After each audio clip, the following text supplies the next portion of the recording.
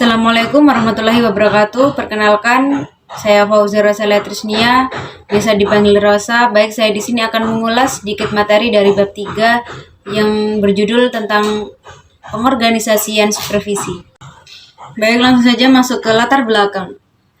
Supervisi pendidikan berperan penting dalam meningkatkan mutu pembelajaran dan manajemen sekolah. Supervisi tidak hanya sekedar mengawasi, tetapi juga membimbing, melatih, dan mendampingi guru agar bekerja secara profesional. Keberhasilan supervisi sangat ditentukan oleh bagaimana sistemnya diorganisasikan, mulai dari pembagian tugas, koordinasi komunikasi, hingga tindak lanjut hasil pengawasan. Tanpa pengorganisasian yang baik, supervisi bisa menjadi kegiatan formalitas belaka. Karena itu, pengorganisasian supervisi yang efektif dibutuhkan untuk memastikan semua kegiatan berjalan sistematis dan berkelanjutan, terutama di era digital yang menuntut pengawasan adaptif dan berbasis teknologi. Poin pertama, struktur organisasi supervisi.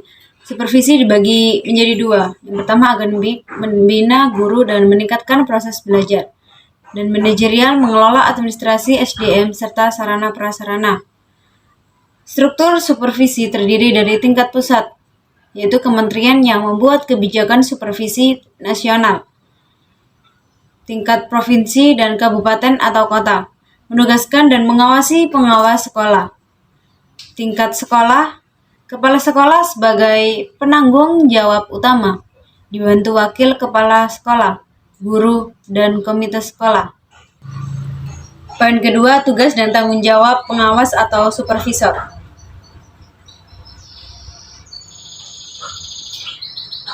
Supervisor berperan sebagai pembina, penilai, dan pengarah. Supervisi akademik membimbing guru menyusun RPP, menilai kinerja, memberi umpan balik, dan mengadakan pelatihan. Supervisi manajerial membina kepala sekolah dalam pengelolaan keuangan, sarana, dan administrasi, serta menilai kinerja staf.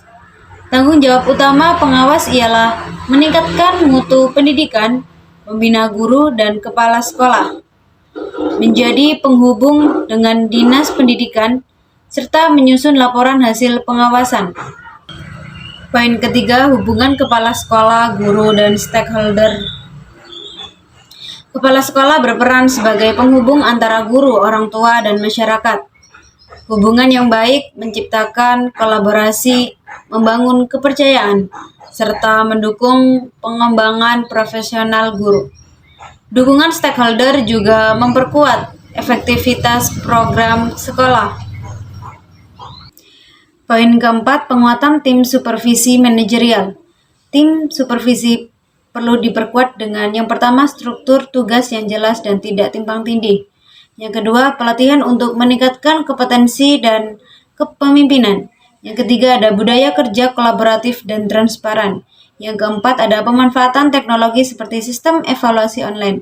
Yang kelima, ada kerjasama dengan stakeholder internal dan eksternal agar hasil supervisi berdampak nyata. Poin kelima, optimalisasi supervisi digital di era 4.0 dan 5.0. Supervisi modern harus memanfaatkan teknologi untuk memantau, menilai, dan memberi umpan balik secara real time. Era 4.0 menuntut literasi digital, sementara era 5.0 menekankan keseimbangan antara teknologi dan nilai kemanusiaan. Supervisor harus menjadi mentor yang mampu membimbing dengan empati serta menjaga nilai-nilai Islam dan moral dalam setiap inovasi digital. Berikut studi kasus supervisi berbasis teknologi. Salah satu contoh penerapan digitalisasi supervisi di Kabupaten Bengkayang, Kalimantan Barat, penggunaan aplikasi Sisagu untuk pengawasan online. Yang kedua ada SMK Tanjung Sari di Lampung, yaitu kepala sekolah membentuk tim supervisi dan memberikan motivasi serta penghargaan agar pengawasan berjalan optimal. Poin ke-6, evaluasi pengorganisasian supervisi. Evaluasi dilakukan untuk menilai efektivitas supervisi, menentukan langkah perbaikan, dan meningkatkan kualitas pendidikan. Tahap evaluasi meliputi yang pertama, menetapkan tujuan evaluasi. Yang kedua, menyusun alat ukur seperti angket dan observasi. Yang ketiga, mengolah data hasil supervisi. Yang keempat, menyimpulkan hasil dan melakukan tindak lanjut. Yang kelima, evaluasi berfungsi untuk mengetahui kemajuan, mengidentifikasi kebutuhan pelatihan, mendorong motivasi guru, serta memperkuat kerjasama dengan masyarakat. Baik, kesimpulan, supervisi pendidikan dan manajerial adalah bagian penting dari peningkatan mutu sekolah. Sekolah tidak hanya mengawasi, tetapi juga membimbing dan memotivasi guru serta kepala sekolah agar lebih profesional. Di era digital 4.0 sampai 5.0, supervisi harus terorganisasi dengan baik dan memanfaatkan teknologi secara efektif tanpa meninggalkan nilai-nilai kemanusiaan dan spiritual.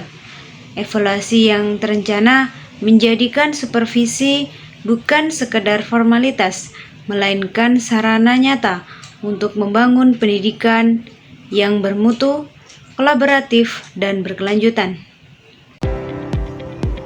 Demikian presentasi yang dapat saya sampaikan, kurang lebihnya mohon maaf. Wassalamualaikum warahmatullahi wabarakatuh.